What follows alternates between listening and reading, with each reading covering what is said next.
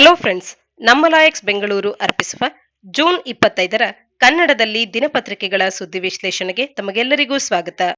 ಇಂದಿನ ಮೊದಲ article a missing letter means no work ಅನ್ನುವಂಥದ್ದು. ಸಾಮಾನ್ಯ ಅಧ್ಯಯನ ಪತ್ರಿಕೆ 2ರ ಅಡಿಯಲ್ಲಿ ಗವರ್ಮೆಂಟ್ ಪಾಲಿಸೀಸ್, ಪಾವರ್ಟಿ, ಸಾಮಾನ್ಯ ಅಧ್ಯಯನ ಪತ್ರಿಕೆ 3ರ ಅಡಿಯಲ್ಲಿ ಎಂಪ್ಲಾಯ್ಮೆಂಟ್ ನ ಅಡಿಯಲ್ಲಿ ಈ ಆರ್ಟಿಕಲ್ ಅನ್ನ ಓದ್ಕೊಳ್ಬಹುದಾಗತ್ತೆ. ಇಲ್ಲಿ ಎಂಜಿ ನರೇಗಾದ ಜಾಬ್ ಕಾರ್ಡ್ಸ್ ಮತ್ತು ಆಧಾರ್ ಅನ್ನುವಂಥದ್ದು ಸಾಕಷ್ಟು ವರ್ಕರ್ಸ್ ಏನಿದ್ದಾರೆ ಎಂಜಿ ನರೇಗಾದ ಅಡಿಯಲ್ಲಿ ಏನು ಬೆನಿಫಿಷಿಯರೀಸ್ ಇರಬೇಕಾಗಿತ್ತು ಅವರನ್ನ ಜಾಬ್ಲೆಸ್ ಆಗಿ ಈಗ ಹೊರ ಹಾಕ್ತಾ ಇದೆ. ಯಾಕೆ ಅಂತಂದ್ರೆ ಮಿಸ್ ಮ್ಯಾಚ್ ಆಗ್ತಾ ಇದೆ. ಎಂಜಿ ನರೇಗಾದ ಜಾಬ್ ಕಾರ್ಡ್ಸ್ ಗಳಿಗೂ ಮತ್ತು ಆಧಾರ್ಗೂ ನಡುವೆ ಮಿಸ್ ಮ್ಯಾಚ್ ಆಗ್ತಾ ಇರೋದ್ರಿಂದಾಗಿ ಸಾಕಷ್ಟು ಫಲಾನುಭವಿಗಳು ಅವರ ಹೆಸರುಗಳನ್ನ ಈ ಲಿಸ್ಟ್ ನಿಂದ ಡಿಲೀಟ್ ಆಗಿರೋದನ್ನ ಕಾಣಬೇಕಾಗಿದೆ. ಈ ಡಿಲೀಷನ್ ನಿಂದಾಗಿ ಇಲ್ಲಿ ಸಾಕಷ್ಟು ಮಂದಿ ಕೆಲಸದಿಂದ ಹೊರಗುಳಿತಾ ಇದ್ದಾರೆ. ಇದನ್ನ ಆರ್ಟಿಕಲ್ ನಮ್ಗೆ ತಿಳಿಸ್ತಾ ಇದೆ. ಯಾಕೆ ಈ ರೀತಿ ಆಗ್ತಾ ಇದೆ ಅಂತಂದ್ರೆ, ಒಂದು ಅವರ ಹೆಸರಿನಲ್ಲಿರ್ತಕ್ಕಂಥ ಸ್ಪೆಲ್ಲಿಂಗ್ ನಲ್ಲಿ ಒಂದು ಲೆಟರ್ ಅನ್ನುವಂಥದ್ದು ಮಿಸ್ ಆಗಿದ್ರು ಕೂಡ ಮಿಸ್ಸಿಂಗ್ ಲೆಟರ್ ಅನ್ನುವಂಥದ್ದು ಕಾರಣ ಆಗ್ತದೆ. ಮತ್ತೊಂದು ಡಿಫ್ರೆಂಟ್ ಆಗಿ ಆ ಹೆಸರನ್ನ ಸ್ಪೆಲ್ ಮಾಡ್ತಾ ಇದ್ರೆ ಅದು ಕೂಡ ಇಲ್ಲಿ ಕಾರಣ ಆಗ್ತದೆ. ಈ ರೀತಿಯ ಸಮಸ್ಯೆಗಳಿಂದಾಗಿ ಮೈಗ್ರೇಷನ್ಗೆ ಒಳಪಟ್ಟು ಯಾರು ಇದ್ರ ಮೇಲೆ ತಮ್ಮ ದುಡಿಮೆಯನ್ನ ಅವಲಂಬಿಸಿದ್ರು ಅಂಥವರಿಗೆ ಇದು ಈಗ ಈ ಕೆಲಸವನ್ನ ಅವರು ಕಳ್ಕೊಳ್ಬೇಕಾಗಿ ಬಂದಿರತಕ್ಕಂಥದ್ದು. ಎಷ್ಟರ ಮಟ್ಟಿಗೆ ಅಂದ್ರೆ ಜೂನ್ 23ರ ಈ ವರ್ಷವನ್ನ ನೋಡಿದಾಗ 61 ಲಕ್ಷ ರಿಜಿಸ್ಟರ್ಡ್ ವರ್ಕರ್ಸ್ ಗಳ ಹೆಸರುಗಳನ್ನ ಹಲವಾರು ರೀಸನ್ಸ್ ಗಳು, ಒಂದು ಅವರು ಕೆಲಸ ಮಾಡ್ಲಿಕ್ಕೆ ಅವರಿಗೆ ಒಂದು ಅನ್ವಿಲ್ಲಿಂಗ್ನೆಸ್ ಅನ್ನ ತೋರಿಸ್ತಾ ಇದ್ದಾರೆ, ಫೇಕ್ ಜಾಬ್ ಕಾರ್ಡ್ಸ್ ಗಳನ್ನ ಹೊಂದಿದ್ದಾರೆ ಅನ್ನುವಂಥದ್ದು. ಈ ರೀತಿ ಈ ಎಲ್ಲ ಕಾರಣಗಳನ್ನ ನೀಡಿ 61 ಲಕ್ಷ ರಿಜಿಸ್ಟರ್ಡ್ ವರ್ಕರ್ಸ್ ಗಳ ಹೆಸರುಗಳನ್ನ ಡಿಲೀಟ್ ಮಾಡಲಾಗಿರ್ತಕ್ಕಂಥದ್ದು. 1.16% ಆಫ್ ದಿ ಬೆನಿಫಿಷಿಯರೀಸ್ ಗಳ ಹೆಸರು ಅನ್ನುವಂಥದ್ದು ಡಿಲೀಟ್ ಆಗಿದೆ ಈ ಎಲ್ಲ ಕಾರಣಗಳಿಗೆ. ಇದರ ಹಿನ್ನೆಲೆಯಲ್ಲಿ ನಾವಿಲ್ಲಿ ಎಂಜಿ ನರೇಗಾ ಆರ್ಟಿಕಲ್ ನ ಬಗ್ಗೆ, ಎಂಜಿ ನರೇಗಾ ಯೋಜನೆಯ ಬಗ್ಗೆ ಮಾಹಿತಿಯನ್ನ ತಿಳ್ಕೊಳ್ತಾ ಹೋಗೋಣ. MG NREGA Mahatma Gandhi national rural employment guarantee act ನ ಅಡಿಯಲ್ಲಿ ಬಂದಂತ ಈ ಒಂದು ಯೋಜನೆ ಅನ್ನುವಂಥದ್ದು ಇಡೀ ಜಗತ್ತಿನ one of the largest work guarantee programme ಅಂತ ಹೇಳಿ ಗುರುತಿಸ್ಕೊಳ್ಳುತ್ತೆ. ಇದನ್ನ 2005ರಲ್ಲಿ ರೂರಲ್ ಡೆವಲಪ್ಮೆಂಟಿನ ಮಿನಿಸ್ಟ್ರಿ ಅನ್ನುವಂಥದ್ದು ಜಾರಿಗೆ ತಗೊಂಡು ಬರುತ್ತೆ. ಪ್ರೈಮರಿ ಆಬ್ಜೆಕ್ಟಿವ್ ಏನು ಅಂತ ಅಂದ್ರೆ, ಇದರ ಅಡಿಯಲ್ಲಿ ಬರುವಂತ ಯಾವುದೇ ಫಲಾನುಭವಿಗಾದ್ರೂ ಕೂಡ ಅಥವಾ ಒಂದು ಗ್ರಾಮೀಣ ಪ್ರದೇಶದಲ್ಲಿರ್ತಕ್ಕಂಥ ರೂರಲ್ ಹೌಸ್ ಹೋಲ್ಡ್ಗೆ ಒಂದು ಆರ್ಥಿಕ ವರ್ಷದಲ್ಲಿ 100 ದಿನಗಳ ಕೆಲಸವನ್ನ ಒದಗಿಸಿಕೊಡುವಂಥದ್ದು. ಈ ಮೂಲಕ ಎಂಪ್ಲಾಯ್ಮೆಂಟ್ ಅನ್ನ ಗ್ಯಾರಂಟಿಯನ್ನ ಅವರಿಗೆ ನೀಡುವಂಥದ್ದು. ಈ ಮೂಲಕ ಅವರಿಗೆ ಒಂದು ಆರ್ಥಿಕ ಆದಾಯವನ್ನ ತೋರಿಸುವಂಥದ್ದು. ಇದರ ಮುಖಾಂತರವಾಗಿ ಅವರು ಸಾಮಾಜಿಕವಾಗಿ ತಮ್ಮ ಸ್ಥಿತಿಗತಿಗಳನ್ನು ರೂಪಿಸ್ಕೊಳ್ಳೋದಕ್ಕೆ ನೆರವಾಗ್ಲಿ ಅನ್ನುವಂಥದ್ದು. ಈ ರೀತಿಯಾಗಿ ಅನ್ಸ್ಕಿಲ್ಡ್ ಮ್ಯಾನ್ಯುಯಲ್ ವರ್ಕಿಗಾಗಿ public work related unskilled manual work ಅನ್ನ ಮಾಡೋದಕ್ಕೆ ಇಚ್ಛೆ ಪಡುವಂತ ಗ್ರಾಮೀಣ ಪ್ರದೇಶದ ಹೌಸ್ ಹೋಲ್ಡ್ಸ್ ಗಳಿಗೆ 1 ವರ್ಷದಲ್ಲಿ 100 ದಿನಗಳ ಕಾರ್ಯವನ್ನ ಈ ಎಂಜಿ ನರೇಗಾದ ಅಡಿಯಲ್ಲಿ ಒದಗಿಸಲಾಗುತ್ತೆ. 2022-23ರ ಸಾಲಿಗೆ ನಾವು ನೋಡಿದಾಗ 15.4 ಕೋಟಿಯಷ್ಟು ಎಂಜಿ ನರೇಗಾದ ವರ್ಕರ್ಸ್ ಗಳು ಆಕ್ಟಿವ್ ಆಗಿ ಕಾರ್ಯ ಮಾಡ್ತಿದ್ದಂಥದ್ದನ್ನ ಕಾಣಬಹುದಾಗಿತ್ತು. ಇನ್ನ ಈ ಎಂಜಿ ನರೇಗಾ ಅನ್ನುವಂಥದ್ದು ಯಾವುದರ ಅಡಿಯಲ್ಲಿ ಬರಲಾಗಿದೆ ಅಂದಾಗ, ನಮ್ಮಲ್ಲಿ ಮಿನಿಮಮ್ ವೇಜಸ್ ಆಕ್ಟ್ 1948 ನ ಅಡಿಯಲ್ಲಿ ಅಗ್ರಿಕಲ್ಚರಲ್ ಲೇಬರರ್ಸ್ ಗಳಿಗಾಗಿ ಸ್ಟ್ಯಾಟ್ಯುಟರಿ ಮಿನಿಮಮ್ ವೇಜಸ್ ಗಳನ್ನ ಏನ್ ನೀಡಬೇಕು ಅಂತಿದೆ ಅದರ ಅಡಿಯಲ್ಲಿ ಇಲ್ಲಿ ವೇಜಸ್ ಗಳನ್ನ ನೀಡಲಾಗ್ತಾ ಇರ್ತಕ್ಕಂಥದ್ದು. 1/3 ಆಫ್ ದಿ ಬೆನಿಫಿಷಿಯರೀಸ್ ಮುಖ್ಯವಾಗಿ ಇಲ್ಲಿ ಸ್ಪಷ್ಟವಾಗಿ ವುಮೆನ್ ಎಂಪವರ್ಮೆಂಟ್ ಗೂ ಕೂಡ ಇದು ಕಾರಣೀಭೂತವಾಗುತ್ತೆ. ಯಾಕೆ ಅಂದ್ರೆ ಇದರಲ್ಲಿನ 33% ಆಫ್ ದಿ ವುಮೆನ್ ಅನ್ನುವಂಥವರನ್ನ ಫಲಾನುಭವಿಗಳನ್ನ ನಾವು ವುಮೆನ್ ಅನ್ನೇ ಕಾಣ್ತೇವೆ. ಇದರ 1/3 ಆಫ್ ದಿ ಬೆನಿಫಿಷಿಯರೀಸ್ ವುಮೆನ್ ಇರ್ತಕ್ಕಂಥದ್ದು. ಮತ್ತು ಇಲ್ಲಿ ಲೀಗಲ್ ರೈಟ್ ಟು ವರ್ಕ್ ಅನ್ನುವಂಥದ್ದು ಇದು ಅವರಿಗೆ ದೊರಕಿಸ್ಕೊಡುತ್ತೆ. ಅರ್ಲಿಯರ್ ಎಂಪ್ಲಾಯ್ಮೆಂಟ್ ಗ್ಯಾರಂಟಿ ಸ್ಕೀಮ್ಸ್ ಗಳ ಬದಲಾಗಿ ಈ ಎಂಜಿ ನರೇಗಾದ ಆಕ್ಟ್ ಅನ್ನುವಂಥದ್ದು ಏನ್ ಮಾಡುತ್ತೆ, ಭಾರತದಲ್ಲಿರ್ತಕ್ಕಂಥ ಕ್ರೋನಿಕ್ ಪಾವರ್ಟಿಯಿಂದ ಅದನ್ನ ಅಡ್ರೆಸ್ ಮಾಡುವಂಥದ್ದು, ಕ್ರೋನಿಕ್ ಪಾವರ್ಟಿಯಿಂದ ಆ ಜನಗಳನ್ನ ಆಚೆ ತರೋದಕ್ಕೆ ಇದು ಮುಖ್ಯವಾದಂತ ಒಂದು ಮೀನ್ಸ್ ಆಗಿ ಕಾರ್ಯ ಮಾಡುತ್ತೆ. ಒಂದ್ ರೀತಿ ರೈಟ್ಸ್ ಬೇಸ್ಡ್ ಫ್ರೇಮ್ ವರ್ಕ್ ಆಗಿ ಕಾರ್ಯ ಮಾಡುತ್ತೆ. ಲೀಗಲ್ ರೈಟ್ ಟು ವರ್ಕ್ ಅನ್ನ ಇದು ನೀಡುತ್ತೆ. ಹಾಗೇನೆ ಡಿಮ್ಯಾಂಡ್ ಡ್ರೈವನ್ ಸ್ಕೀಮ್ ಆಗಿರ್ತಕ್ಕಂಥದ್ದು ಈ ಎಂಜಿ ನರೇಗಾದ ಯೋಜನೆ ಅನ್ನುವಂಥದ್ದು ಒಂದು most important part of design ಆಗಿರ್ತಕ್ಕಂಥದ್ದು. ಇದು ಲೀಗಲ್ ಬ್ಯಾಕಪ್ ಅನ್ನ ಹೊಂದಿದೆ. ಯಾವುದೇ ಗ್ರಾಮೀಣ ಪ್ರದೇಶದ ಅಡಲ್ಟ್ ವರ್ಕ್ ಅನ್ನ ಮಾಡಬೇಕು ಅಂತ ಹೇಳಿ ಇಚ್ಛೆ ಪಟ್ಟಲ್ಲಿ ಅನ್ಸ್ಕಿಲ್ಡ್ ಮ್ಯಾನ್ಯುಯಲ್ ಲೇಬರ್ ಅನ್ನ ಅವರಿಗೆ ನೀಡೋದ್ರ ಜೊತೆಗೆ 15 ದಿನಗಳಲ್ಲಿ ಅವರು ಈ ಕಾರ್ಯವನ್ನ ಮಾಡೋದಕ್ಕೆ ನಾವು ಸನ್ನದ್ಧರಿದ್ದೇವೆ ಅಂತ ಹೇಳಿ ಕಾಯ್ತಿರುವಂತದನ್ನ ತಿಳಿಸಿದ 15 ದಿನಗಳ ಒಳಗಾಗಿ ಅವರಿಗೆ ಈ ಒಂದು ಕೆಲಸವನ್ನ ದೊರಕಿಸ್ಕೊಡ್ಬೇಕು. ಒಂದ್ ವೇಳೆ ಎಂಜಿ ನರೇಗಾದ ಕೆಲಸವನ್ನ ಅವರಿಗೆ ನೀಡ್ಲಿಲ್ಲ ಅಂತ ಅಂದ್ರೆ ಅನ್ಎಂಪ್ಲಾಯ್ಮೆಂಟ್ ಅಲೋಯನ್ಸ್ಗೆ ಕೂಡ ಅವರು ಅರ್ಹರಾಗಿರ್ತಾರೆ. ಹಾಗಾಗಿ ಇದೊಂದು ಬೇಡಿಕೆ ಆಧಾರಿತ ಬೇಡಿಕೆಯನ್ನ ಪೂರೈಸೋದಕ್ಕಿರ್ತಕ್ಕಂಥ ಯೋಜನೆ ಆಗಿರೋದ್ರಿಂದ ಡಿಮ್ಯಾಂಡ್ ಡ್ರಿವನ್ ಸ್ಕೀಮ್ ಆಗಿರ್ತಕ್ಕಂಥದ್ದು ಅಂತ ಕೂಡ ಕರಿಬಹುದು. ಇನ್ನ ಡಿಸೆಂಟ್ರಲೈಸ್ಡ್ ಪ್ಲಾನಿಂಗ್ ಗೆ ಇದು ನೆರವಾಗುತ್ತೆ. ಯಾಕೆ ಅಂತಂದ್ರೆ ಈ ಪಂಚಾಯತ್ ರಾಜ್ ಯೋಜನೆಯನ್ನ ನಾವೇನ್ ಹೊಂದಿದ್ದೇವೆ, ಈ ಪಂಚಾಯತ್ ರಾಜ್ ಇನ್ಸ್ಟಿಟ್ಯೂಷನ್ಸ್ ಗಳಿಗೆ ಸಿಗ್ನಿಫಿಕೆಂಟ್ ರೋಲ್ ಅನ್ನ ಇಲ್ಲಿ ಈ ಒಂದು ಎಂಜಿ ನರೇಗಾ ಯೋಜನೆ ಅಡಿಯಲ್ಲಿ ನೀಡಲಾಗುತ್ತೆ. ಡಿಸೆಂಟ್ರಲೈಸೇಷನ್ ಪ್ರೋಸೆಸ್ ಅನ್ನ ಸ್ಟ್ರೆಂಥನ್ ಮಾಡೋದು ಕೂಡ ಇದರ ಒಂದು ಮುಖ್ಯ ಕಾರ್ಯ ಆಗುತ್ತೆ. ಯಾಕೆಂದ್ರೆ ಎಂಜಿ ನರೇಗಾದ ಅಡಿಯಲ್ಲಿನ ಪಬ್ಲಿಕ್ ವರ್ಕ್ಸ್ ಗಳನ್ನ ಪ್ಲಾನ್ ಮಾಡೋದ್ರಲ್ಲಿ, ಅವುಗಳನ್ನ ಇಂಪ್ಲಿಮೆಂಟ್ ಮಾಡೋದ್ರಲ್ಲಿ ಈ ಪಂಚಾಯತ್ ರಾಜ್ ಇನ್ಸ್ಟಿಟ್ಯೂಷನ್ಸ್ ಗಳ ಪಾತ್ರ ಅನ್ನುವಂಥದ್ದು ಮಹತ್ವದಾಗತ್ತೆ. ಹಾಗೇನೆ ಗ್ರಾಮ ಸಭೆಗೆ ಇಲ್ಲಿ ಮ್ಯಾಂಡೇಟರಿ ಆಗಿ ಅವರನ್ನ ಗ್ರಾಮ ಸಭೆಯನ್ನ ನೇಮಿಸಲಾಗುತ್ತೆ, ಯಾವ ರೀತಿಯ ವರ್ಕ್ಸ್ ಗಳನ್ನ ಮತ್ತು ಯಾವೆಲ್ಲ ತರದಲ್ಲಿ ಅವರು ಅಂಡರ್ಟೇಕ್ ಮಾಡಬೇಕು ಅಂತ ಹೇಳಿ. ಹಾಗೇನೆ 50% ವರ್ಕ್ಸ್ ಗಳನ್ನ ಈ ಗ್ರಾಮ ಸಭೆಯವರೇ ಎಕ್ಸಿಕ್ಯೂಟ್ ಮಾಡಬೇಕು ಅನ್ನುವಂಥದ್ದು ಕೂಡ ಇಲ್ಲಿರ್ತಕ್ಕಂಥ ಮತ್ತೊಂದು ಅಂಶ ಆಗುತ್ತೆ. ಎಂಜಿ ನರೇಗಾ ಅನ್ನುವಂಥದ್ದು SDGs ಗಳಿಗೆ, ಸುಸ್ಥಿರ ಅಭಿವೃದ್ಧಿ ಗುರಿಗಳಿಗೆ ಯಾವ ರೀತಿಯಾಗಿ ನೆರವಾಗುತ್ತೆ ಅಂತ ನೋಡೋದಾದ್ರೆ, ಮೊದಲನೇದಾಗಿ ನೋ ಪಾವರ್ಟಿ ಅಥವಾ ಎಂಡ್ ಪಾವರ್ಟಿ ಏನಿದೆ ಈ SDG 1 ಅದನ್ನ ಎಂಡ್ ಮಾಡೋದಕ್ಕೆ ಹೆಲ್ಪ್ಫುಲ್ ಆಗುತ್ತೆ. ಎರಡನೇದಾಗಿ ಝೀರೋ ಹಂಗರ್ ಅನ್ನ ತಡಿಲಿಕ್ಕೆ, ಮೂರನೇದು good health and well being ಅನ್ನ ನೀಡಲಿಕ್ಕೆ, ಹಾಗೆ ಕ್ವಾಲಿಟಿ ಎಜುಕೇಶನ್ ಗೆ, ಜೆಂಡರ್ ಈಕ್ವಾಲಿಟಿಗೆ, decent work and economic growth ಅಂತ ಹೇಳಿ SDG 8 ಆಗಿರಬಹುದು, ಮತ್ತು industry innovation and infrastructure SDG 9 ಆಗಬಹುದು, ರೆಡ್ಯೂಸ್ಡ್ ಇನ್ಇಕ್ವಾಲಿಟೀಸ್ SDG 10 ಆಗಬಹುದು. ಇವೆಲ್ಲವನ್ನ ಅಚೀವ್ ಮಾಡೋದಕ್ಕೆ ನಮಗೆ ಈ Mahatma Gandhi national rural employment guarantee act ಅನ್ನುವಂಥದ್ದು ಹೆಲ್ಪ್ ಆಗ್ತಾ ಇದೆ. ಹಾಗಾದ್ರೆ ಈ ಒಂದು ಯೋಜನೆಯನ್ನ ಜಾರಿಗೆ ತರೋದಕ್ಕೆ ಇರ್ತಕ್ಕಂಥ ಅಸೋಸಿಯೇಟ್ ಆಗಿರ್ತಕ್ಕಂಥ ಇಶ್ಯೂಸ್ ಗಳೇನು ಅಂತ ಅಂದ್ರೆ, ಈ ಯೋಜನೆಯ ಅಡಿಯಲ್ಲಿ ಏನು ಫಂಡ್ಸ್ ಗಳನ್ನ ಫಲಾನುಭವಿಗಳಿಗೆ ನೀಡಬೇಕು, ಆ ಕಾರ್ಯವನ್ನ ಮಾಡುವಂತ ಕಾರ್ಯಕರ್ತರಿಗೆ ನೀಡುವಂತ ಹಣ ಏನಿದೆ ಅದರಲ್ಲಿ ನಮಗೆ insufficiency in the funds dispersal, ಹಾಗೆ ಅದನ್ನ ನೀಡುವಂತ ಅವಧಿ ಕೂಡ ವಿಸ್ತಾರ ಆಗುತ್ತೆ. ಅಂದ್ರೆ ಇವತ್ ಕಾರ್ಯ ಮಾಡಿದ್ರೆ ಅವ್ರಿಗೆ ಯಾವತ್ತೋ ಹಣ ಬಂದು ಕೈ ಸೇರುವಂತದ್ದು, ಡಿಲೇ ಮತ್ತು ಇನ್ಸಫಿಷಿಯನ್ಸಿ ಅನ್ನುವಂಥದ್ದು ಒಂದು ದೊಡ್ಡ ಸಮಸ್ಯೆ ಆಗ್ತಾ ಇದೆ. ಹಾಗೆ ಕ್ಯಾಸ್ಟ್ ಬೇಸ್ಡ್ ಸೆಗ್ರಿಗೇಷನ್ ಅನ್ನುವಂಥದ್ದು ಕೂಡ ಇಲ್ಲಿ ಇರ್ತಕ್ಕಂಥದ್ದು ಮತ್ತೊಂದು ಸಮಸ್ಯೆ ಆಗುತ್ತೆ.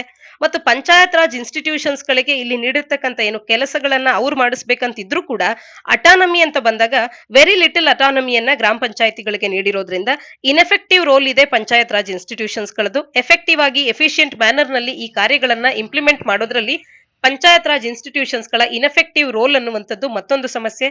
Large number of incomplete works, ಯಾವುದೋ ಒಂದು ಕಾರ್ಯವನ್ನ ಹಿಡಿದು ಅದು ಕಂಪ್ಲೀಟ್ ಆಗದ ಹೊರತು ಆ ಕಾರ್ಯವನ್ನ ಮಾಡಿಯೂ ಕೂಡ ಪ್ರಯೋಜನ ಇಲ್ಲ. ಈ ರೀತಿ ಇನ್ಕಂಪ್ಲೀಟ್ ವರ್ಕ್ಸ್ ಗಳು ಕೂಡ ಸಾಕಷ್ಟು ಇದರ ಅಡಿಯಲ್ಲಿ ಬಾಕಿ ಇರುವಂತದ್ದು ಮತ್ತೊಂದು ಸಮಸ್ಯೆ ಆಗುತ್ತೆ. ಜಾಬ್ ಕಾರ್ಡ್ಸ್ ಗಳನ್ನ ಫ್ಯಾಬ್ರಿಕೇಟ್ ಮಾಡುವಂತದ್ದು ಮತ್ತೊಂದು ಸಮಸ್ಯೆ. ಈ ರೀತಿ ಹಲವಾರು ಇಶ್ಯೂಸ್ ಗಳು ಇದರೊಟ್ಟಿಗೆ ಇರ್ತಕ್ಕಂಥದ್ದು.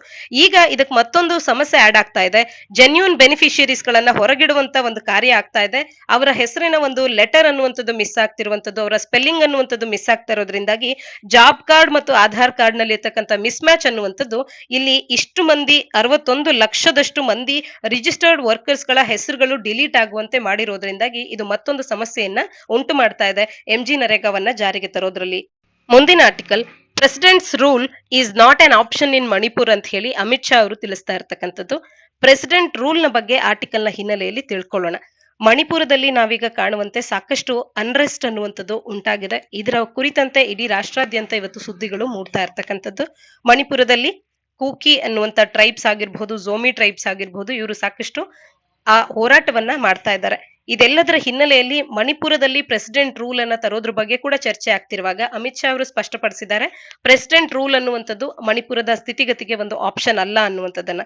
ಇದರ ಹಿನ್ನೆಲೆಯಲ್ಲಿ ಪ್ರೆಸಿಡೆಂಟ್ ರೂಲ್ ಅನ್ನುವಂಥ ವಿಚಾರ ಈಗ ಜಾರಿಯಲ್ಲಿರೋದ್ರಿಂದ ಈ ಪ್ರೆಸಿಡೆಂಟ್ ರೂಲ್ ನ ಬಗ್ಗೆ ಮಾಹಿತಿಯನ್ನ ತಿಳ್ಕೊಳ್ತಾ ಹೋಗೋಣ. ಒಮ್ಮೆ ಅದರ ಬೇಸಿಕ್ಸ್ ಗಳನ್ನ ಮೆಲುಕು ಹಾಕೋಣ. ರಾಷ್ಟ್ರಪತಿ ಆಡಳಿತವನ್ನ ಒಂದು ರಾಜ್ಯದಲ್ಲಿ ನಾವು ಜಾರಿಗೆ ತರಬಹುದು ಅಂತ ಅಂದ್ರೆ, ಒಂದು ಗವರ್ನರ್ ಅವರು ರೆಕಮೆಂಡ್ ಮಾಡಿದಂತ ಸಂದರ್ಭದಲ್ಲಿ ಆ ರಾಜ್ಯದ ಕಾನ್ಸ್ಟಿಟ್ಯೂಷನಲ್ ಮಷಿನರಿ ಅನ್ನುವಂಥದ್ದು ಫೇಲ್ಯೂರ್ ಆಗಿದೆ ಅಂತ ಹೇಳಿ ಗವರ್ನರ್ ಏನಾದ್ರೂ ಪ್ರೆಸಿಡೆಂಟ್ ರೂಲ್ ಅನ್ನ ರೆಕಮೆಂಡ್ ಮಾಡಿದಂತ ಸಂದರ್ಭದಲ್ಲಿ, ಅಥವಾ ಇಫ್ ಅ ಸ್ಟೇಟ್ ಲೆಜಿಸ್ಲೇಚರ್ ಅನ್ನುವಂಥದ್ದು ತನ್ನ ಕಾರ್ಯಗಳನ್ನ ಫಂಕ್ಷನ್ಸ್ ಗಳನ್ನ ಮಾಡೋದಕ್ಕೆ ಅನೇಬಲ್ ಆಗ್ತಾ ಇದೆ ಅಕಾರ್ಡಿಂಗ್ ಟು ಕಾನ್ಸ್ಟಿಟ್ಯೂಷನಲ್ ಪ್ರಾವಿಷನ್ಸ್ ನ ಪ್ರಕಾರ ಕಾರ್ಯಗಳನ್ನ ಮಾಡ್ತಿಲ್ಲ ಅನ್ನುವಂಥ ಸಂದರ್ಭದಲ್ಲಿ ಪ್ರೆಸಿಡೆಂಟ್ ರೂಲ್ ಅನ್ನುವಂಥದ್ದು ಜಾರಿಗೆ ಬರುತ್ತೆ. ಎಕ್ಸಿಕ್ಯೂಟಿವ್ ಅಥಾರಿಟಿ ಅನ್ನುವಂಥದ್ದು ಇಲ್ಲಿ ಸೆಂಟ್ರಲಿ ಅಪಾಯಿಂಟೆಡ್ ಗವರ್ನರ್ ಕಡೆಯಿಂದ ಈ ಕಾರ್ಯ ಅನ್ನುವಂಥದ್ದು ಎಕ್ಸಸೈಸ್ ಆಗುತ್ತೆ. ಇನ್ನ ಪಾರ್ಲಿಮೆಂಟಿನ ರೋಲ್ ಅಂದ್ರೆ, ಈ ರೀತಿ ಯಾವುದೇ ಪ್ರೆಸಿಡೆಂಟ್ ರೂಲ್ ಅನ್ನ ಪ್ರೊಕ್ಲೈಮ್ ಮಾಡುವಂತ ಸಂದರ್ಭದಲ್ಲಿ ಪಾರ್ಲಿಮೆಂಟಿನ ಅಪ್ರೂವಲ್ ಅನ್ನ within 2 months of the date of issue ನ ಅಡಿಯಲ್ಲಿ ಇಲ್ಲಿ 2 ತಿಂಗಳ ಒಳಗಾಗಿ ಪಾರ್ಲಿಮೆಂಟಿನ ಅಪ್ರೂವಲ್ ಅನ್ನ ಪಡ್ಕೊಳ್ಬೇಕು ಪ್ರೆಸಿಡೆಂಟ್ ರೂಲಿಗೆ ಸಂಬಂಧಿಸಿದಂತೆ. ಇನ್ನ ಪ್ರೆಸಿಡೆಂಟ್ ರೂಲ್ ಅಂದಾಕ್ಷಣ ನಮಗೆ ನೆನಪಾಗಬೇಕಾಗಿರ್ತಕ್ಕಂಥದ್ದು ಭಾರತ ಸಂವಿಧಾನದ ಆರ್ಟಿಕಲ್ 356ರ ಅಡಿಯಲ್ಲಿ ಪ್ರಾವಿಷನ್ಸ್ ಆಫ್ ಪ್ರೆಸಿಡೆಂಟ್ ರೂಲ್ ಅನ್ನ ಹೊಂದಿದೆ ಅನ್ನುವಂಥದ್ದು ಗೊತ್ತಿರಬೇಕು, ಆರ್ಟಿಕಲ್ 356.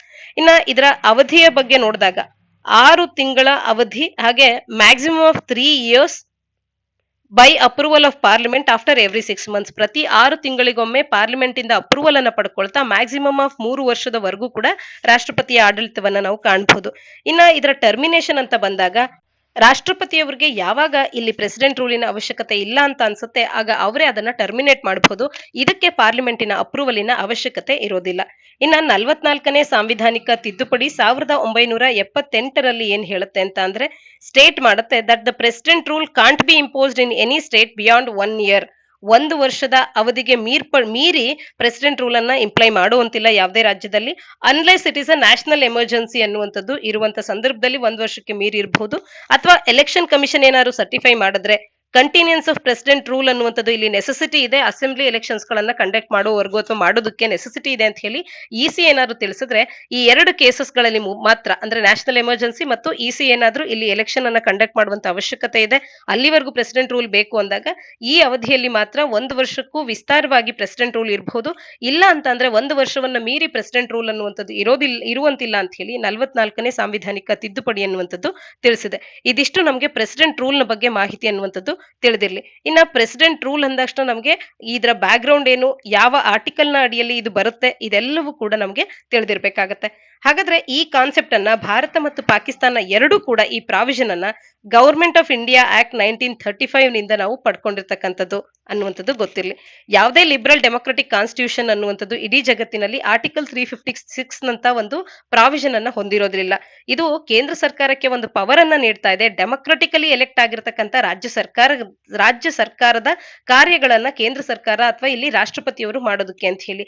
ಇದನ್ನ ಪಾಕಿಸ್ತಾನದ ಸಂವಿಧಾನ ಮತ್ತು ಭಾರತದ ಸಂವಿಧಾನಗಳಲ್ಲಿ ಮಾತ್ರ ನಾವು ಕಾಣ್ತೇವೆ. ಎಲ್ಲಿಂದ ಬಂತು ಅಂದ್ರೆ ಭಾರತೀಯ ಆಕ್ಟ್ ಏನಿದೆ ಗವರ್ಮೆಂಟ್ ಆಫ್ ಇಂಡಿಯಾ ಆಕ್ಟ್ 1935 ನ ಅಡಿಯಲ್ಲಿ ಇದನ್ನ ನಾವು ಕಾಣಬಹುದಾಗುತ್ತೆ. ಇನ್ನ 356 ಅನ್ನುವಂಥದ್ದು ಮಿಸ್ಯೂಸ್ ಆಗ್ತದೆ ಅನ್ನುವಂಥದ್ರ ಬಗ್ಗೆ ಕೂಡ ಸಾಕಷ್ಟು ಚರ್ಚೆಗಳು ಆಗಿರ್ತಕ್ಕಂಥದ್ದು. ಇವೊಂದು BR ಅಂಬೇಡ್ಕರ್ ಅವರು ಕೂಡ ಈ ಒಂದು ಆರ್ಟಿಕಲ್ 356 ಅನ್ನುವಂಥದ್ದು ಡೆಡ್ ಲೆಟರ್ ಆಗಿ ಉಳ್ಕೊಳ್ಳುತ್ತೆ ಅಂತ ಹೇಳಿದ್ರು ಕೂಡ ಆರ್ಟಿಕಲ್ 356 ಇವತ್ತು 125 ಬಾರಿಗೂ ಹೆಚ್ಚು ಬಾರಿ ಭಾರತದಲ್ಲಿ ಬಳಕೆ ಆಗಿರ್ತಕ್ಕಂಥದ್ದನ್ನ ಕಾಣಬಹುದಾಗಿದೆ. ಹಾಗೇನೆ ಆರ್ಟಿಕಲ್ 356ಗೆ ಇರ್ತಕ್ಕಂಥ ಕೆಲವೊಂದು ಸೇಫ್ ಗಾರ್ಡ್ಸ್ ಗಳ ಬಗ್ಗೆ ಕೂಡ ನಿಮ್ಗೆ ಮಾಹಿತಿ ಇರಬೇಕಾಗತ್ತೆ. ಆರ್ಟಿಕಲ್ ನ ಹಿನ್ನೆಲೆಯಲ್ಲಿ ಪ್ರೆಸಿಡೆಂಟ್ ರೂಲ್ ನ ಬಗ್ಗೆ ಮಾಹಿತಿ ಇರಲಿ. ಪ್ರಿಲಿಮ್ಸ್ ಮತ್ತು ಮೇನ್ಸ್ ಎರಡೂ ಕಡೆಗಳಲ್ಲಿ ನಿಮ್ಗೆ ಉಪಯೋಗ ಆಗುತ್ತೆ. ಮುಂದಿನ article tundra diversity decline seen with sea ice disappearance ಅನ್ನುವಂಥದ್ದು. ತಂಡ್ರಾ ಡೈವರ್ಸಿಟಿ ಅಂತ ಹೇಳಿ ಏನ್ ನಾವು ಕರಿತೇವೆ, ಇದು ಪ್ಲಾಂಟ್ಸ್, ಲಿಚನ್ಸ್ ಮತ್ತು ಫಂಗೈಯನ್ನ ಏನು ಅಲ್ಲಿ ಒಳಗೊಂಡಿರುತ್ತೆ. ಇವೆಲ್ಲವೂ ಕೂಡ 15 ವರ್ಷದ ಒಂದು ಎಕ್ಸ್ಪೆರಿಮೆಂಟ್ ಏನ್ ತಿಳಿಸುತ್ತೆ ಅಂತ ಅಂದ್ರೆ ಸಿ ಐಸ್ ಅನ್ನುವಂಥದ್ದು ಡಿಕ್ಲೈನ್ ಆಗ್ತಿರೋದ್ರಿಂದ, ಡಿಸಪಿಯರ್ ಆಗ್ತಿರೋದ್ರಿಂದ, ಆರ್ಕ್ಟಿಕ್ ಐಸ್ ಅನ್ನುವಂಥದ್ದು ಮೆಲ್ಟ್ ಆಗ್ತಿರೋದ್ರಿಂದಾಗಿ, ವಾರ್ಮಿಂಗ್ ಟೆಂಪರೇಚರ್ ನಿಂದಾಗಿ ಇವತ್ತು ತಂಡ್ರಾ ಡೈವರ್ಸಿಟಿ ಅನ್ನುವಂಥದ್ದು ಅಲ್ಲಿನ ಸಸ್ಯ ರಾಶಿ ಆಗ್ಬಹುದು, ಲಿಚನ್ಸ್ ಆಗ್ಬಹುದು, ಫಂಗೈ ಆಗ್ಬಹುದು, ಇವೆಲ್ಲವೂ ಕೂಡ ಡಿಕ್ಲೈನ್ ಆಗ್ತಾ ಇದೆ ಅನ್ನುವಂಥದ್ದನ್ನ 15 ವರ್ಷದ ಒಂದು ಎಕ್ಸ್ಪೆರಿಮೆಂಟ್ ನಮಗೆ ತಿಳಿಸ್ತಾ ಇದೆ. However the presence of large herbivores like caribou ಆಗ್ಬಹುದು ಮತ್ತು ಮಸ್ಕ್ ಆಕ್ಸನ್ ಆಗಬಹುದು, ಇವು ಕೂಡ ಡಿಕ್ಲೈನ್ ಆಗಿವೆ. ಆದ್ರೆ ಆ ಡಿಕ್ಲೈನಿನ ಫೇಸ್ ಅನ್ನುವಂಥದ್ದು ಸ್ಲೋ ಡೌನ್ ಆಗಿದೆ ಅನ್ನುವಂಥದ್ದು ಗೊತ್ತಿರಲಿ. ಈ ಅಧ್ಯಯನ ಮತ್ತೊಂದು ಅಂಶವನ್ನ ತಿಳಿಸ್ತಾ ಇದೆ. ಈ ತಂಡ್ರಾ ರೀಜನ್ ನಲ್ಲಿ ಹರ್ಬಿವೋರ್ ಡೈವರ್ಸಿಟಿಯನ್ನ ಎನ್ಕರೇಜ್ ಮಾಡೋದ್ರಿಂದಾಗಿ ಕ್ಲೈಮೇಟ್ ವಾರ್ಮಿಂಗಿನ ನೆಗೆಟಿವ್ ಇಂಪ್ಯಾಕ್ಟ್ಸ್ ಗಳನ್ನ ಕಡಿಮೆ ಮಾಡಬಹುದು ಒಂದಷ್ಟು ಎಕ್ಸ್ಟೆಂಟ್ಗೆ ಅನ್ನುವಂಥದ್ದನ್ನ ಕೂಡ ತಿಳಿಸ್ತಾ ಇರ್ತಕ್ಕಂಥದ್ದು.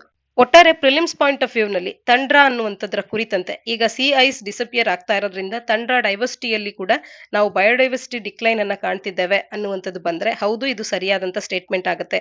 ಮುಖ್ಯವಾಗಿ ಯಾವ ರೀತಿಯ ಸ್ಪೀಸೀಸ್ ಅಂತ ಅಂದ್ರೆ ಅಲ್ಲಿ ಕರಿಬು, ಮಸ್ಕಾಕ್ಸನ್ ಅನ್ನುವಂಥ ಹರ್ಬಿವೋರಸ್ ಸ್ಪೀಸೀಸ್ ಗಳಿವೆ. ಆದ್ರೆ ಅವುಗಳ ಡಿಕ್ಲೈನ್ ಅನ್ನುವಂಥದ್ದು ಸ್ಲೋ ಡೌನ್ ಆಗಿರುವಂತದ್ದು ನಮ್ಗೆ ಗೊತ್ತಾಗ್ತಾ ಇದೆ. ಆದ್ರೆ ಅದನ್ನು ಹೊರತುಪಡಿಸಿ ಬೇರೆ ವಿಚಾರಗಳಿಗೆ ಬಂದಾಗ ಅಲ್ಲಿನ ಪ್ಲಾಂಟ್ಸ್, ಲಿಚನ್ಸ್, ಫಂಗೈ ಇವೆಲ್ಲ ಡೈವರ್ಸಿಟಿ ಕೂಡ ಕಡಿಮೆ ಆಗ್ತಾ ಇದೆ ಅನ್ನುವಂಥದ್ದು ಗೊತ್ತಿರಲಿ.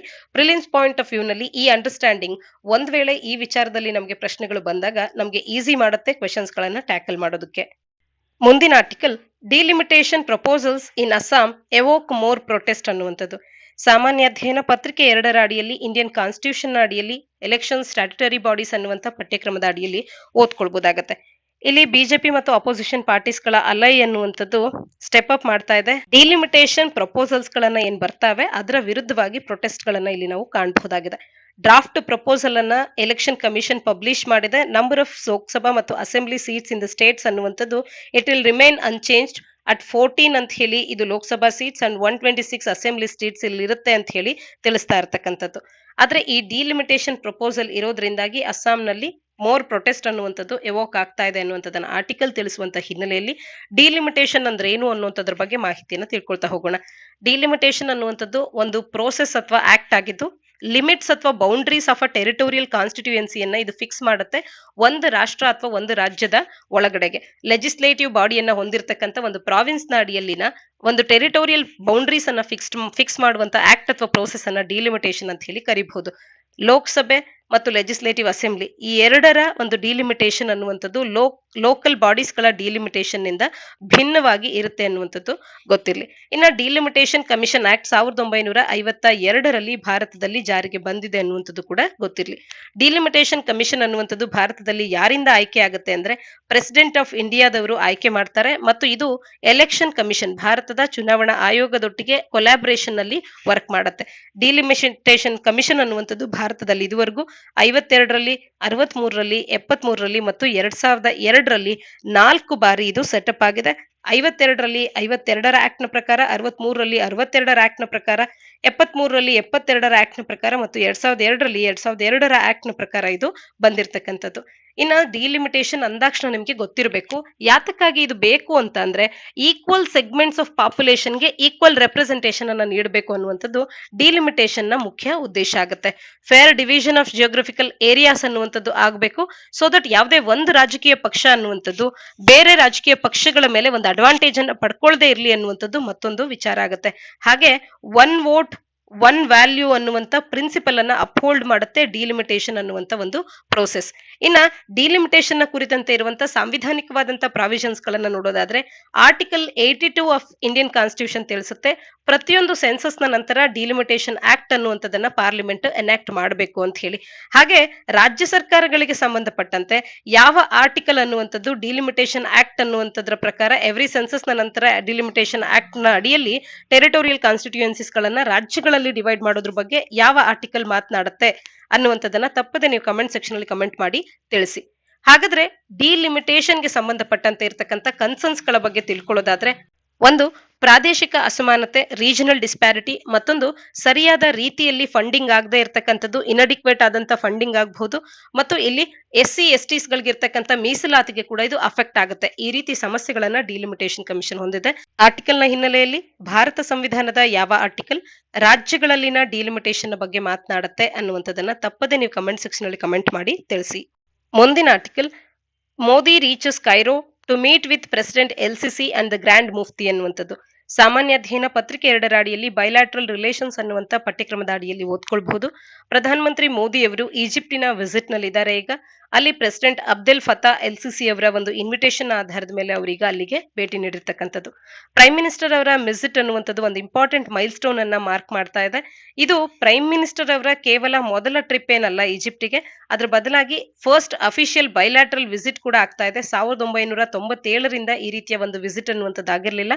ಹಾಗಾಗಿ ಪ್ರಧಾನಮಂತ್ರಿ ಮೋದಿಯವರ ಮೊದಲ ವಿಸಿಟ್ ಅನ್ನೋದ್ರ ಜೊತೆಗೆ 97ರ ನಂತರ ಮೊದಲ bilateral Indian prime minister visit ಅಂತ ಕೂಡ ಕರೀಬಹುದು. ಪ್ರೀವಿಯಸ್ ವಿಸಿಟ್ಸ್ ಗಳು ಭಾರತ ಮತ್ತು ಈಜಿಪ್ಟ್ ಅನ್ನ ಪ್ರಿಡಾಮಿನೆಂಟ್ಲಿ ಮಲ್ಟಿಲ್ಯಾಟ್ರಲ್ ಇವೆಂಟ್ಸ್ ಗಳಲ್ಲಿ ಸಪೋರ್ಟ್ ಮಾಡುವಂತೆ ಮಾಡಿತ್ತು. ಕರೆಂಟ್ ವಿಸಿಟ್ ಸಿಗ್ನಿಫಿಕೆಂಟ್ ಆದಂತ ಟರ್ಮ್ಸ್ ಗಳನ್ನ ಹೊಂದುತ್ತೆ. ಬೈಲಾಟ್ರಲ್ ಟ್ರೈಸ್ ಗಳನ್ನ ಸ್ಟ್ರೆಂಥನ್ ಮಾಡೋದ್ರಲ್ಲಿ ಇದು ಪ್ರಾಮುಖ್ಯತೆಯನ್ನು ಪಡ್ಕೊಳ್ಳುತ್ತೆ. ಪ್ರೈಮ್ ಮಿನಿಸ್ಟರ್ ಅವರು 11th ಸೆಂಚುರಿ ಅಲ್ ಹಕಿಮ್ ಮಾಸ್ಕ್ ಕೂಡ ಈ ಸಂದರ್ಭದಲ್ಲಿ ವಿಸಿಟ್ ಅನ್ನ ನೀಡ್ತಾ ಇದ್ದಾರೆ. ಈ ಮಾಸ್ಕ್ ಅನ್ನುವಂಥದ್ದು meticulously with help of the Dawood Bohra ಕಮ್ಯುನಿಟಿಯ ಒಂದು ಹೆಲ್ಪ್ ನಿಂದಾಗಿ ಈ ಮಾಸ್ಕ್ ಅನ್ನ ರಿಸ್ಟೋರ್ ಮಾಡಲಾಗಿದೆ. Spirit of collaboration and cultural exchange ಅನ್ನ ಇದು ಎಂಫಸೈಸ್ ಮಾಡುವಂತ ವಿಚಾರ ಆಗುತ್ತೆ. ಹಾಗೆ ಇಂಡಿಯಾ ಈಜಿಪ್ಟ್ ಟೈಸ್ ಅನ್ನ ನಾವು ನೋಡೋದೇ ಆದ್ರೆ ಏನ್ಷಿಯಂಟ್ ಸಿವಿಲೈಸೇಷನ್ ಲಿಂಕ್ಸ್ ಗಳನ್ನ ನಾವು ಹೊಂದಿದ್ದೇವೆ. 2750 BCಗೆ ಕೂಡ ಈ ಒಂದು ಲಿಂಕ್ ಅನ್ನುವಂಥದ್ದು ಡೇಟ್ ಬ್ಯಾಕ್ ಆಗುತ್ತೆ. ಇನ್ನು ಡಿಪ್ಲೊಮ್ಯಾಟಿಕ್ ರಿಲೇಷನ್ಸ್ ಅಂತ ಬಂದಾಗ ಮಹಾತ್ಮ ಗಾಂಧಿ ಮತ್ತು ಈಜಿಪ್ಷಿಯನ್ ರೆವಲ್ಯೂಷನರಿ ಸಾದ್ ಜಾಗ್ಲೋಲ್ ಅವರು ಕಾಮನ್ ಗೋಲ್ ಆಫ್ ಇಂಡಿಪೆಂಡೆನ್ಸ್ ಅನ್ನ ಬ್ರಿಟಿಷ್ ಕಲೋನಿಯಲ್ ರೂಲ್ ಇಂದ ನಾವು ಪಡ್ಕೊಳ್ಬೇಕು ಅಂತ ಹೇಳಿ ಶೇರ್ಡ್ ಆದಂತ ಒಂದು ಕಾಮನ್ ಗೋಲ್ ಅನ್ನ ಹೊಂದಿದ್ರು. ಇಂಡಿಯಾ ಮತ್ತು ಈಜಿಪ್ಟ್ ಎರಡು ಕೂಡ ಡಿಪ್ಲೊಮ್ಯಾಟಿಕ್ ರಿಲೇಷನ್ಸ್ ಗಳನ್ನ ಅಂಬಾಸಿಡರಿಯಲ್ ಲೆವೆಲ್ ನಲ್ಲಿ just 3 days after India independence ಅನ್ನ ಪಡ್ಕೊಂಡ ನಂತರದಲ್ಲಿ ನಾವು ಡಿಪ್ಲೊಮ್ಯಾಟಿಕ್ ರಿಲೇಷನ್ಸ್ ಗಳನ್ನ ಪಡ್ಕೊಳ್ತೇವೆ, ಎಸ್ಟಾಬ್ಲಿಷ್ ಮಾಡ್ತೇವೆ ಅಂಬಾಸಡರಿಯಲ್ ಲೆವೆಲ್ ನಲ್ಲಿ ಭಾರತ ಮತ್ತು ಈಜಿಪ್ಟ್ ನಡುವೆ. ಇನ್ನ 1955ರಲ್ಲಿ ಫ್ರೆಂಡ್ಶಿಪ್ ಟ್ರೀಟಿಯನ್ನ ಕೂಡ ನಾವು ಸಹಿ ಹಾಕಿದ್ದೇವೆ. ಭಾರತದ ಆಗಿನ ಪ್ರಧಾನಮಂತ್ರಿ ಜವಾಹರ್ಲಾಲ್ ನೆಹರು ಮತ್ತು ಈಜಿಪ್ಷಿಯನ್ ಪ್ರೆಸಿಡೆಂಟ್ ಗಮಲ್ ಅಬ್ದೆಲ್ ನಾಸರ್ ಇವರ ನಡುವೆ ಈ ಫ್ರೆಂಡ್ಶಿಪ್ ಟ್ರೀಟಿ ಅನ್ನುವಂಥದ್ದು 1955ರಲ್ಲಿ ಸಹಿ ಹಾಕಲ್ಪಡುತ್ತೆ. ಅದಾದ ನಂತರ ಈ ಪೀರಿಯಡ್ ಅನ್ನುವಂಥದ್ದು ನಾನ್ ಅಲೈನ್ಮೆಂಟ್ ಮೂವ್ಮೆಂಟಿನ ಒಂದು ಕೋ ಇನ್ಸಿಡೆನ್ಸ್ ಕೂಡ ಆಗಲೇ ಆಗುವಂತೆ ಕೋಇನ್ಸೈಡ್ ಆಗಿರ್ತಕ್ಕಂಥದ್ದು. ಇದರಿಂದಾಗಿ ಎರಡೂ ಕಂಟ್ರೀಸ್ಗಳು ಆಕ್ಟಿವ್ ಆಗಿ ಇಲ್ಲಿ ಪಾರ್ಟಿಸಿಪೇಟ್ ಆಗಿದ್ದಾರೆ. ರೀಸೆಂಟ್ ಆಗಿ ಇಂಟೆನ್ಸಿಫೈ ಆಗಿದೆ ಕೂಡ ಭಾರತ ಮತ್ತು ಈಜಿಪ್ಟ್ ನ ನಡುವಿನ ಬೈಲಾಟ್ರಲ್ ಟೈಸ್ ಅನ್ನುವಂಥದ್ದು. 2014ರಿಂದ ಈಚೆಗೆ political cooperation between India and Egypt ನ ಕಡೆ ಇನ್ಕ್ರೀಸ್ಡ್ ಫೋಕಸ್ ಅನ್ನುವಂಥದ್ದು ಬಂದಿದೆ. ಯುನೈಟೆಡ್ ನೇಷನ್ ಜನರಲ್ ಅಸೆಂಬ್ಲಿಯಲ್ಲಿ ಭಾರತ ಅನ್ನುವಂಥದ್ದು ಕೌಂಟರ್ ಟೆರರಿಸಂ, ಎಕನಾಮಿಕ್ ಎಂಗೇಜ್ಮೆಂಟ್ ಮತ್ತು ರೀಜನಲ್ ಇಶ್ಯೂಸ್ ಗಳ ಬಗ್ಗೆ ಮಾತನಾಡುವಾಗ ಈಜಿಪ್ಟ್ ಕೂಡ ಇದಕ್ಕೆ ಒಂದು ಸಮ್ಮತಿಯನ್ನ ಸೂಚಿಸಿರ್ತಕ್ಕಂಥದ್ದು. ಇನ್ನ ಸ್ಟ್ರಾಟಜಿಕ್ ಪಾರ್ಟ್ನರ್ಶಿಪ್ ಅನ್ನ ಭಾರತ ಮತ್ತು ಈಜಿಪ್ಟ್ ಹೊಂದಿದೆ. ಪ್ರೆಸಿಡೆಂಟ್ ಎಲ್ಸಿಸಿ ಅವರು ಭಾರತದ 74ನೇ ರಿಪಬ್ಲಿಕ್ ಡೇ ಸೆಲೆಬ್ರೇಷನ್ಸ್ 2023ರಲ್ಲಿ ಏನು ಪೆರೇಡ್ ನಡೀತು ಆ ಸಂದರ್ಭದಲ್ಲಿ ಪ್ರೆಸಿಡೆಂಟ್ ಎಲ್ಸಿಸಿ ಆಫ್ ಈಜಿಪ್ಟ್ ಅವರು ಚೀಫ್ ಗೆಸ್ಟ್ ಕೂಡ ಆಗಿದ್ರು. ಡ್ಯೂರಿಂಗ್ ದ ಮೀಟಿಂಗ್ ಎರಡು ರಾಷ್ಟ್ರಗಳು ಕೂಡ ಸ್ಟ್ರಾಟಜಿಕ್ ಪಾರ್ಟ್ನರ್ಶಿಪ್ ಅನ್ನ, ಬೈಲ್ಯಾಟ್ರಲ್ ರಿಲೇಶನ್ಶಿಪ್ ಅನ್ನ ಸ್ಟ್ರಾಟಜಿಕ್ ಪಾರ್ಟ್ನರ್ಶಿಪ್ ಅನ್ನೋದಕ್ಕೆ ಎಲಿವೇಟ್ ಮಾಡ್ಕೊಳ್ಳೋದಕ್ಕೆ ಅಗ್ರಿ ಕೂಡ ಮಾಡಿದ್ರು. ಇನ್ನ ಹಲವಾರು ಬೈಲ್ಯಾಟ್ರಲ್ ಅಗ್ರಿಮೆಂಟ್ಸ್ ಗಳನ್ನ ಕೂಡ ಭಾರತ ಮತ್ತು ಈಜಿಪ್ಟ್ ಸಹಿ ಹಾಕಿವೆ. ಉದಾಹರಣೆಗೆ ಪ್ರಸಾರ್ ಭಾರತಿ ಮತ್ತು national media authority of Egypt ಎರಡು ಕೂಡ ಕಂಟೆಂಟ್ ಎಕ್ಸ್ಚೇಂಜ್ ಮತ್ತು ಕೋ ಪ್ರೊಡಕ್ಷನ್ಸ್ ಗಳ ವಿಚಾರಗಳಲ್ಲಿ ಬೈಲ್ಯಾಟ್ರಲ್ ಅಗ್ರಿಮೆಂಟ್ ಗೆ ಸಹಿ ಹಾಕಿರ್ತಕ್ಕಂಥದ್ದು. ಇನ್ನ ಪೊಲಿಟಿಕಲ್ ರಿಲೇಷನ್ಸ್ ಗಳನ್ನ ಕೂಡ ನಾವು 1947ರಿಂದಲೇ ಹೊಂದಿದ್ದೇವೆ. NAM ನಾನ್ ಅಲೈನ್ಮೆಂಟ್ ಮೂವ್ಮೆಂಟಿನ ಭಾಗವಾಗಿದ್ವು ಎರಡು ಕೂಡ. ಆಪರೇಷನ್ ಸಂಕಲ್ಪ ಅನ್ನುವಂಥದ್ದು ಇಂಡಿಯಾದ ಎಕ್ಸ್ಪ್ಯಾಂಡೆಡ್ ರೋಲ್ ಅನ್ನುವಂಥದ್ದು ಈ ಪ್ರದೇಶದಲ್ಲಿ ಎಷ್ಟು ಮಟ್ಟಿಗಿದೆ ಅನ್ನೋದರ ಒಂದು ಉದಾಹರಣೆಯಾಗಿ ಕಾಣುತ್ತೆ. ಇಂಡಿಯನ್ ನೇವಿ ಅನ್ನುವಂಥದ್ದು ಸ್ಟ್ರೈಟ್ ಆಫ್ ಹೊರ್ಮೂಸ್ ನ ಸುತ್ತ ಏನು ಆಯಿಲ್ ಟ್ಯಾಂಕರ್ಸ್ ಗಳನ್ನ ಎಸ್ಕಾರ್ಟ್ ಮಾಡೋದಕ್ಕೆ ಆಪರೇಷನ್ ಸಂಕಲ್ಪ ಮುಖಾಂತರವಾಗಿ ಹೆಲ್ಪ್ ಮಾಡಿದಂತದನ್ನ ನೆನಪಿಸ್ಕೊಳ್ಬಹುದು. ಎಕನಾಮಿಕ್ ರಿಲೇಷನ್ಸ್ ಗಳನ್ನ ಕೂಡ ಎರಡು ರಾಷ್ಟ್ರಗಳು since 1978 India Egypt bilateral trade agreement ಅನ್ನುವಂಥದ್ದು ಎಫೆಕ್ಟ್ ನಲ್ಲಿದೆ. ಎರಡು ರಾಷ್ಟ್ರಗಳ ಎಕನಾಮಿಕ್ ರಿಲೇಷನ್ಸ್ ಅನ್ನುವಂಥದ್ದು ಸ್ಟ್ರಾಂಗ್ ಆಗಿ ಇರ್ತಕ್ಕಂಥದ್ದು. ಡೆವಲಪ್ಮೆಂಟಲ್ ಅಸಿಸ್ಟೆನ್ಸ್ ಅನ್ನ ಕೂಡ ಗ್ರಾಂಟಿನ್ ಏಡ್ ಪ್ರಾಜೆಕ್ಟ್ಸ್ ಗಳ ಮುಖಾಂತರವಾಗಿ ಭಾರತ ನೀಡಿದೆ ಪ್ಯಾನ್ ಆಫ್ರಿಕಾಕ್ಕೆ ಕೂಡ. ಸೈನ್ಸ್ ಫೀಲ್ಡ್ ನಲ್ಲಿ ನೋಡಿದಾಗ ICAR and agricultural research centre of Egypt ಎರಡೂ ಕೂಡ ಒಟ್ಟಿಗೆ ಅಗ್ರಿಕಲ್ಚರಲ್ ರಿಸರ್ಚ್ ನ ಫೀಲ್ಡ್ ನಲ್ಲಿ ಕಾರ್ಯ ಮಾಡ್ತಾ ಇರ್ತಕ್ಕಂಥದನ್ನ ಕಾಣಬಹುದು. ಡಿಫೆನ್ಸ್ ರಿಲೇಷನ್ಸ್ ಗಳನ್ನ ಕೂಡ ಎರಡು ರಾಷ್ಟ್ರಗಳು ಹೊಂದಿವೆ. ಮಲ್ಟಿ ನ್ಯಾಷನಲ್ ಟ್ರೈನಿಂಗ್ ಎಕ್ಸಸೈಸ್ ಅನ್ನುವಂಥದ್ದು ಪುಣೆಯಲ್ಲಿ 2019ರಲ್ಲಿ ಏನ್ ನಡೆದಿತ್ತು, ಆಗ ಈಜಿಪ್ಟ್ ಅನ್ನುವಂಥದ್ದು ಆಕ್ಟಿವ್ ಆಗಿ ಪಾರ್ಟಿಸಿಪೇಟ್ ಮಾಡಿತ್ತು. The first ever joint tactical air exercise ಅನ್ನ ಡೆಸರ್ಟ್ ವಾರಿಯರ್ ಅಂತ ಕೂಡ ಕರೆದಿದ್ರು. ಇದು ಈಜಿಪ್ಟಿಯನ್ ಏರ್ ಫೋರ್ಸ್ ಮತ್ತು ಇಂಡಿಯನ್ ಏರ್ ಫೋರ್ಸ್ ನ ನಡುವೆ ನಡೆದಿತ್ತು. ಡೆಸರ್ಟ್ ವಾರಿಯರ್ ಅನ್ನುವಂತ first ever joint tactical exercise ಆಗಿತ್ತು Indian air force and Egyptian air force ನ ನಡುವೆ. ಜಾನ್ವರಿ 2023ರಲ್ಲಿ ಒಂದು ಗ್ರೌಂಡ್ ಬ್ರೇಕಿಂಗ್ ಜಾಯಿಂಟ್ ಎಕ್ಸಸೈಸ್ ಅನ್ನುವಂಥದ್ದು ಎಕ್ಸೈಸ್ ಸೈಕ್ಲೋನ್ 1 ಅನ್ನುವಂಥದ್ದು ಕೂಡ ರಾಜಸ್ಥಾನದ ಜೈಸಲ್ಮೇರ್ ನಲ್ಲಿ ಕಮೆನ್ಸ್ ಆಯಿತು. ಇದರಲ್ಲಿ ಕೂಡ ಎರಡು ರಾಷ್ಟ್ರಗಳ ಆರ್ಮಿ ಅನ್ನುವಂಥವು ಭಾಗವಹಿಸಿದ್ದನ್ನ ನೆನಪಿಸ್ಕೊಳ್ಬಹುದು. ಇನ್ನ ಕಲ್ಚರಲ್ ರಿಲೇಷನ್ಸ್ ಗಳನ್ನ ಕೂಡ ಎರಡು ರಾಷ್ಟ್ರಗಳು ಹೊಂದಿವೆ. The Maulana Azad centre for Indian culture ಅನ್ನುವಂಥದ್ದು ಈಜಿಪ್ಟ್ ನಲ್ಲಿ ಏನಿದೆ ಅದು ಭಾರತದ ಕಲ್ಚರ್ಸ್ ಗಳನ್ನ ಪ್ರಮೋಟ್ ಮಾಡೋದಕ್ಕೆ ಇರ್ತಕ್ಕಂಥ ಒಂದು ಸಂಸ್ಥೆ ಆಗ್ತಾ ಇದೆ. ಹೀಗೆ ಹಲವಾರು ರಿಲೇಷನ್ಸ್ ಗಳನ್ನ ಭಾರತ ಮತ್ತು ಈಜಿಪ್ಟ್ ಹೊಂದಿರತಕ್ಕಂಥದನ್ನ ಆರ್ಟಿಕಲ್ ನ ಹಿನ್ನೆಲೆಯಲ್ಲಿ ನಾವು ತಿಳ್ಕೊಳ್ಬಹುದಾಗಿದೆ. ಇದಿಷ್ಟು ಇಂದಿನ ಸುದ್ದಿ ವಿಶ್ಲೇಷಣೆಯಾಗಿದೆ. ನಾಳಿನ ಸುದ್ದಿ ವಿಶ್ಲೇಷಣೆಯೊಂದಿಗೆ ಮತ್ತೆ ಸಿಗೋಣ. ಧನ್ಯವಾದ.